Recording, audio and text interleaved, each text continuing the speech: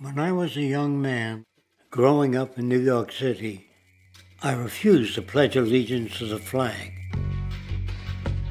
Of course, I was sent to the principal's office, and he asked me, "Why don't you want to pledge allegiance? Everybody does." I said, "Everybody once believed the earth was flat, but that doesn't make it so."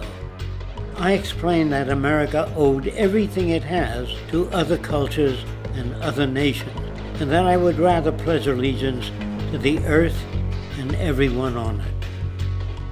Needless to say, it wasn't long before I left school entirely, and I set up a lab in my bedroom.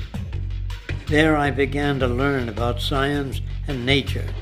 I realized then that the universe is governed by laws, and that the human being, along with society itself, was not exempt from these laws. Then came the crash of 1929, which began what we now call the Great Depression. I found it difficult to understand why millions were out of work, homeless, starving, while all the factories were sitting there. The resources were unchanged. It was then that I realized that the rules of the economic game were inherently invalid. Shortly after came World War II, where various nations took turns systematically destroying each other. I later calculated that all the destruction and wasted resources spent on that war could have easily provided for every human need on the planet. Since that time, I have watched humanity set the stage for its own extinction.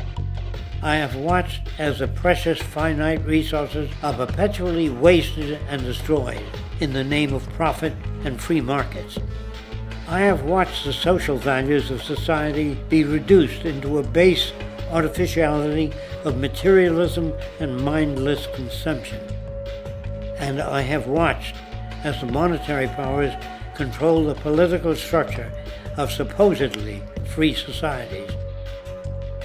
I'm 94 years old now, and I'm afraid my disposition is the same as it was 75 years ago. This shit's got to go.